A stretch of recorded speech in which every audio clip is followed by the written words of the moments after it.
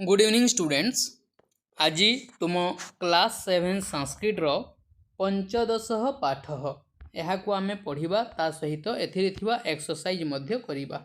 Okay देख स्म प्रयोग स्मर प्रयोग वर्तमान काल क्रिया रे स्म जोग कले अतीत काल को बुझाए।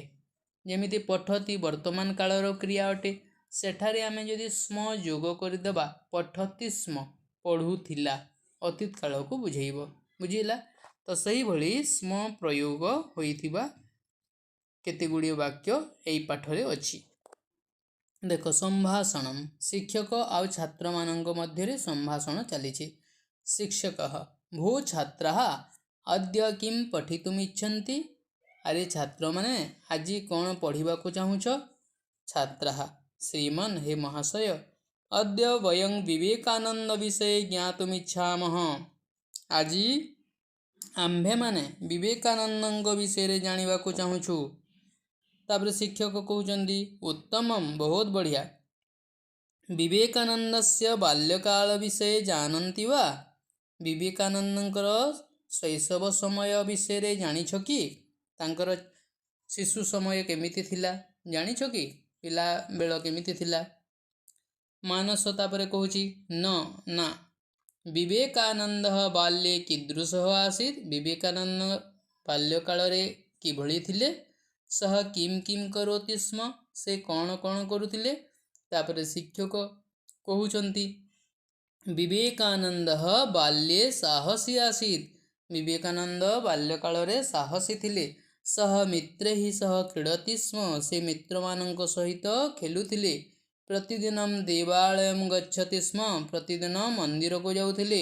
धर्म विषय गुरुजनान् पृच्छति स्म धर्म विषय रे गुरुजन को पचारुथिले। हला से मंदिर को जाउथिले एवं धर्म विषय रे गुरुजन मान को पचारुथिले। लता तापरे कहूची सह अन्यत किम करोति स्म से आहुरी कौन मध्य करुथिले कि। शिक्षक तापरे कहउचंती विवेकानंद जनसेवां करोति स्म विवेकानंद लोकंकर सेवा करुथिले। सह प्रतिदिन शाकान्नं खादति स्म से प्रतिदिन शाग अन्न खाउथिले। हला भात सहित शाग खाउथिले। उमेश तापरे कहूची श्रीमान हे महाशय मम माता वदति स्म यत् विवेकानंद दक्षिणेश्वर मंदिरं गच्छति स्म। उमेश कहूची हे महाशय मोर माता कहूथिले जे विवेकानंद दक्षिणेश्वर मंदिर को जाउथिले।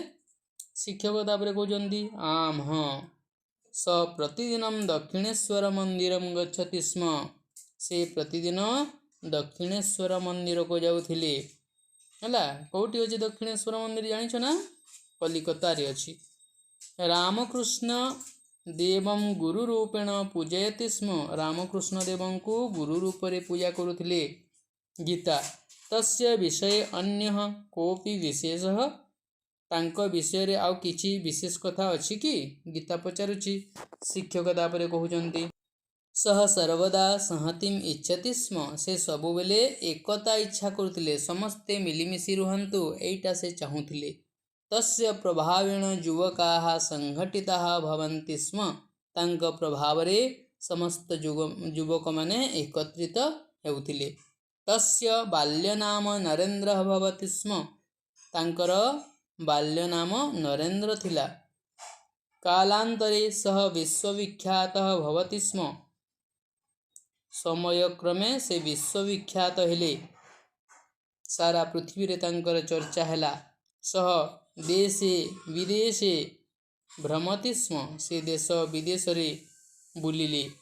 भारतीय संस्कृति उपदिशति स्म भारतीय संस्कृति विषय रे उपदेश देउथिले। अस्तु अद्य पर्याप्तम हेउ आज पर्याप्त हो गलानी आज एतिकी थाउ। स्वः पुनः नूतनं विषयं ज्ञास्यामः आसंता काली पुणी नूतन विषय जानिबा। ओके तापर देखो अभ्यास कार्य एक पदेन निज भाषया उत्तरम लिखतु। गोटिए पदरे निज भाषा रे उत्तर लेख। क नंबर विवेकानंद बाल्ये कीदृशः आसीत्। विवेकानंद बाल्यकाल रे किभଳି थिले। साहसी गोटे पदरे लिखिब साहसी। ख नंबर विवेकानंद कम गुरुरूपेण स्वीकरोति स्म। विवेकानंद काहाकू गुरु रूपरे स्वीकार करथिले काहाकू रामकृष्ण देवं को। ग नंबर विवेकानंदस्य बाल्यनाम किं भवति स्म। विवेकानंदଙ୍କର बाल्य नाम कौन थिला नरेंद्र थिला। 2 नंबर उचित पदेन शून्यस्थान पूरयतु। उचित पदरे शून्यस्थान पूरण कर। विवेकानंद जनसेवां करोति स्म। धर्म विषये गुरुजनान् पृच्छति स्म। धर्म विषय गुरुजन को पचारुथिले। सः प्रतिदिनं दक्षिणेश्वर मंदिरं गच्छति स्म। से प्रतिदिन दक्षिणेश्वर मंदिर को जाउथिले। तापरे 3 नंबर स्तंभ मेलनम करोतु। स्तंभ मेलन कर। माता वदति स्म। माता कहूथिले। दक्षिणेश्वरम गच्छति स्म। दक्षिणेश्वर मंदिर को जाउथिले। शाकान्नम खादति स्म। शाकान्न खाउथिले। विश्वविख्यातः भवति स्म। विश्वविख्यात होइथिले। संहतिम इच्छति स्म। संहति इच्छा करुथिले। एकता इच्छा करुथिले। तापरे गृह कार्य संभाषणमिति विषयतः स्म प्रयोगस्य 10 क्रियापदानि संगृह्य उत्तर पुस्तिकायां लिखत।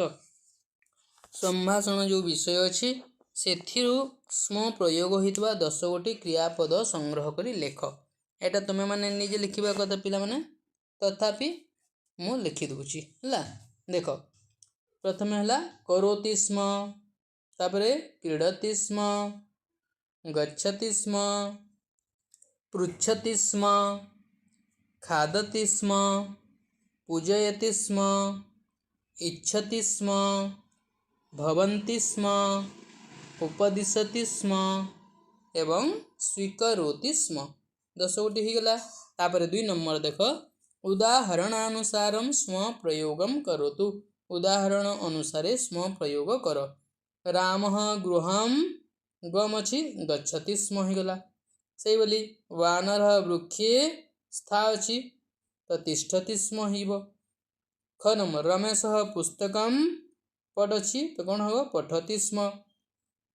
ग नंबर लतिका पुष्पाणि नियछि नयति स्म।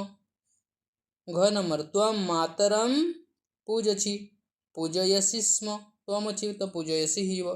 अहं गृहकार्यं करोमि स्म हला करोमि हिब।